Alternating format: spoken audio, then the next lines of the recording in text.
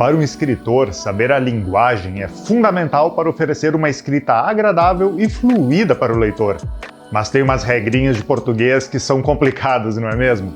Então, nesse vídeo, vamos ver diversas regras de uso de pontuação que vão melhorar a qualidade do seu texto. Vamos lá!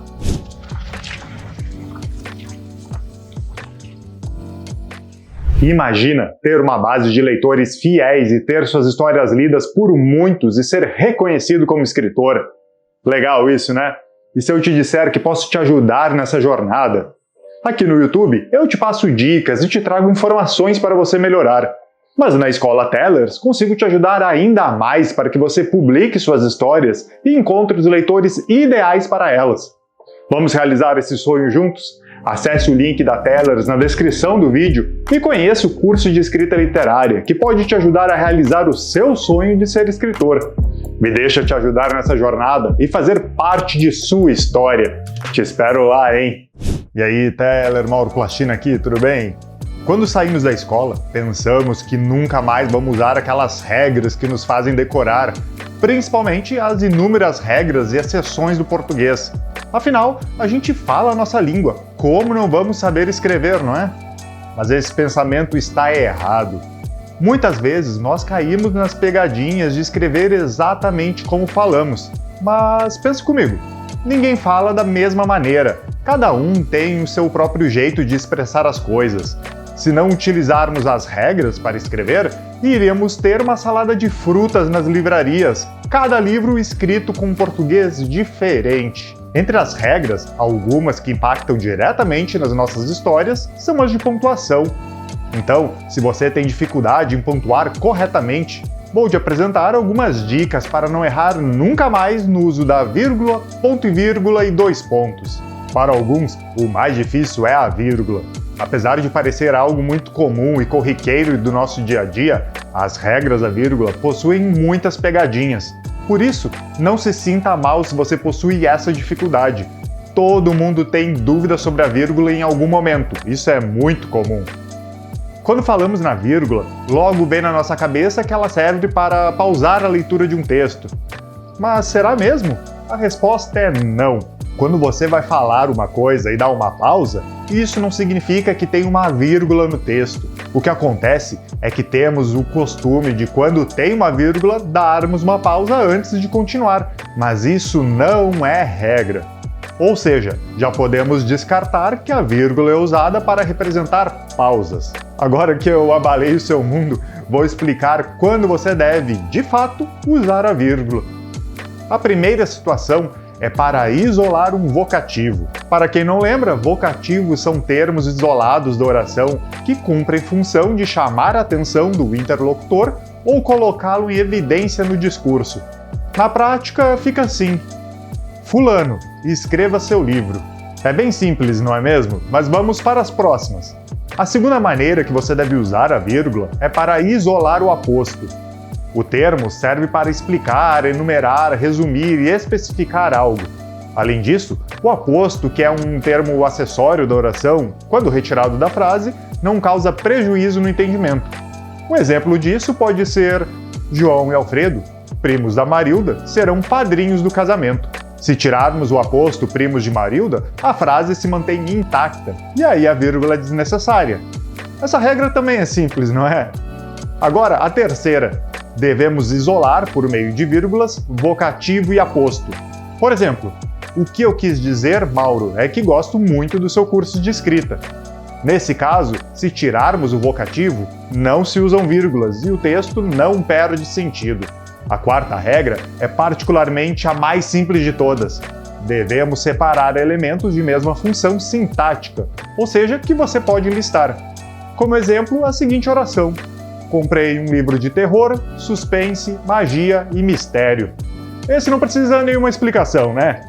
A próxima regra é separar com vírgula orações independentes, ou seja, quando não precisam de outra oração para serem completamente compreensíveis. Um exemplo para essa regra pode ser: Mauro acordou, tomou o café da manhã, escreveu e foi passear. Viu? Se você escrever apenas Mauro acordou, a oração independente continuará fazendo sentido. A próxima regra é separar orações adverbiais.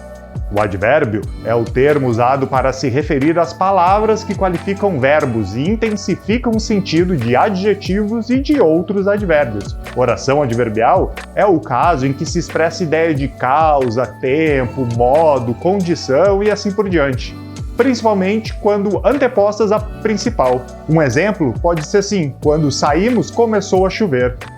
Não é tão difícil, não é mesmo? A próxima regra é isolar elementos repetidos. Essa é facinha, né? Olha esse exemplo aqui.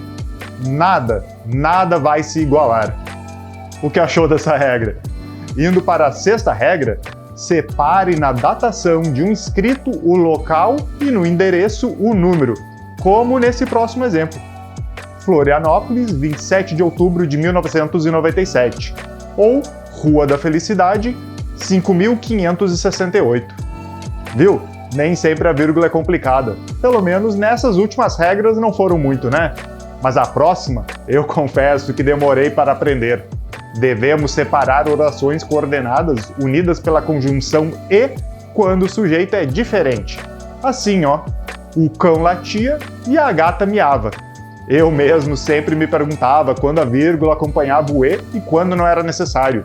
Inclusive, notei que me corrigiam errado e provavelmente isso me atrapalhou para fixar essa regra. Você sabia dela? Me conta aqui nos comentários. Agora, a regra número... nem sei qual mais.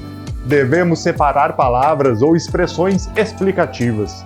Por exemplo, Catarina desconfiou, isto é, não achou que aquilo fosse verdade. Mas essa regra é bem verdadeira, viu?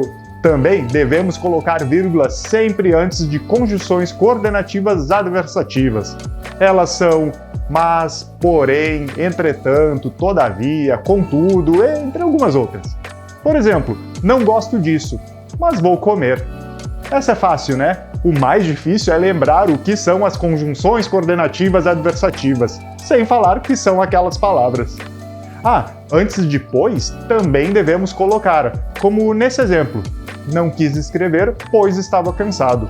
Lembrando que antes de porquê, você não é obrigado a colocar a vírgula, mas antes de pois, sim.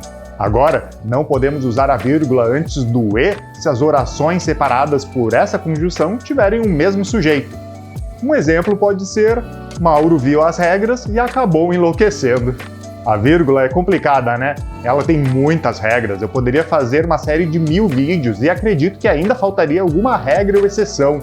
Mas trouxe aqui os casos mais usados e mais emblemáticos para que você melhore a sua escrita. Você tem alguma dificuldade com a vírgula que eu não tratei? Me conta aqui nos comentários. E aproveita essa pausa e já curte aqui o vídeo e se inscreve no canal, caso não seja inscrito.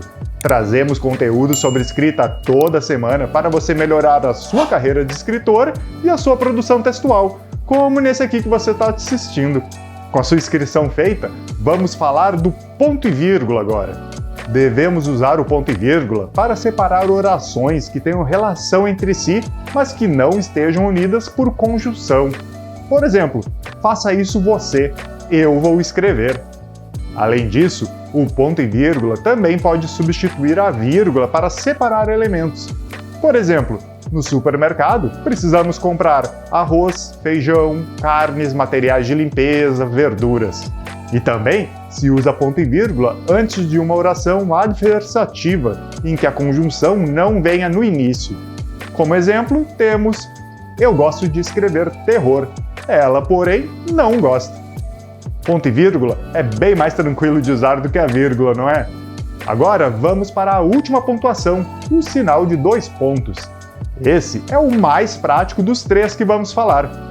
Basicamente, usamos o 2 pontos para enunciar algumas coisas como uma fala, uma enumeração, uma citação, uma condição ou um exemplo. Por exemplo, estava conversando quando ouvi alguém dizer: 2 pontos, tem vídeo novo na Tellers. Além dessa regra, usa-se o 2 pontos para resumir ou concluir uma ideia, como nesse exemplo. Porque o curso de escrita é assim, completo. E é mesmo, e se você, assim como outros tantos escritores, quer desenvolver sua produção escrita, acesse o link da Tellers na descrição do vídeo e conheça o curso de escrita literária. Mas e aí? Ficou com alguma dúvida sobre a pontuação que eu trouxe? Nos deixe um comentário para eu poder continuar te ajudando. E se deseja que eu faça mais vídeos com dicas de português, me conta nos comentários também o que você gostaria de saber mais. Uma ótima escrita, sem erros de pontuação, e até o próximo vídeo ou lá no curso de escrita. Até mais!